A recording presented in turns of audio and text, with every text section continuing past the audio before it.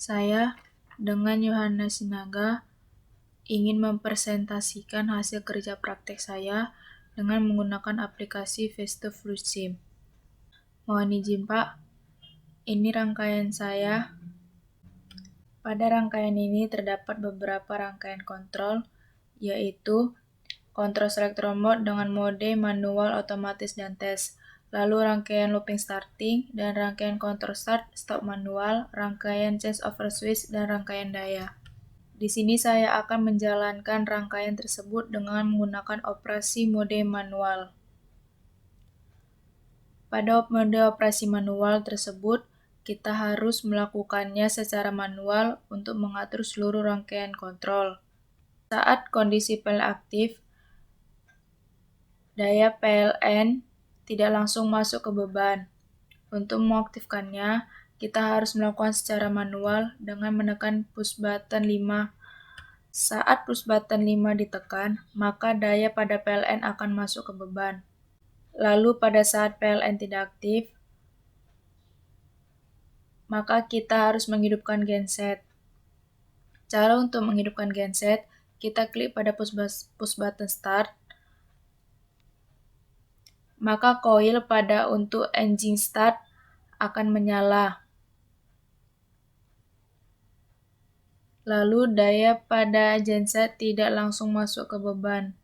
Cara mengaktifkannya kita lakukan secara manual. Caranya kita klik push button 8, maka daya pada genset akan masuk ke beban.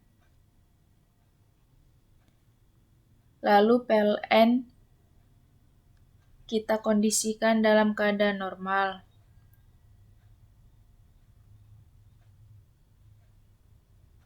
Tetapi PLN tidak langsung mengambil alih beban dari genset.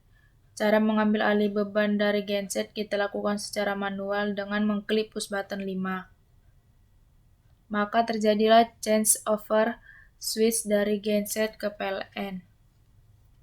Ketika genset berhasil change over switch ke PLN, maka harus mematikan genset secara manual.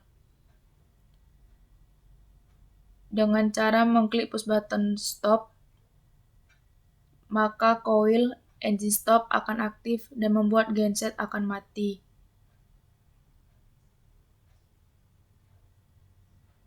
Untuk operasi manual telah selesai dioperasikan. Selanjutnya kita akan masuk ke mode otomatis.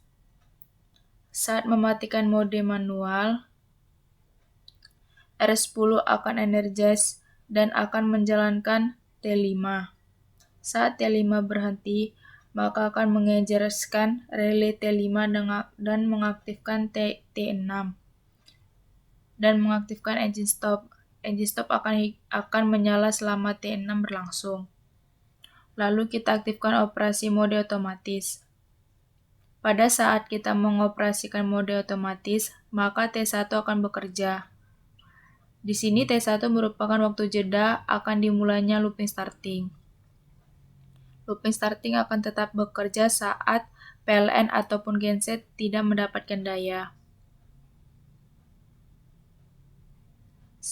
Saya akan menjelaskan salah satu daya pada saat PLN mengalami gangguan.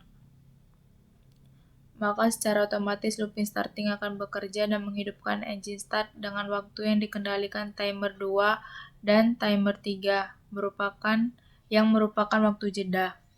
Timer 4 merupakan total waktu terjadinya start dan waktu jeda. Secara bersamaan saya akan mengaktifkan genset. Saat genset aktif, maka secara otomatis looping starting akan berhenti dan daya dari genset secara otomatis akan langsung masuk ke beban. Lalu PLN saya kondisikan dalam keadaan normal. Maka secara otomatis dengan waktu T7 bekerja terjadilah proses change over switch dari genset ke PLN.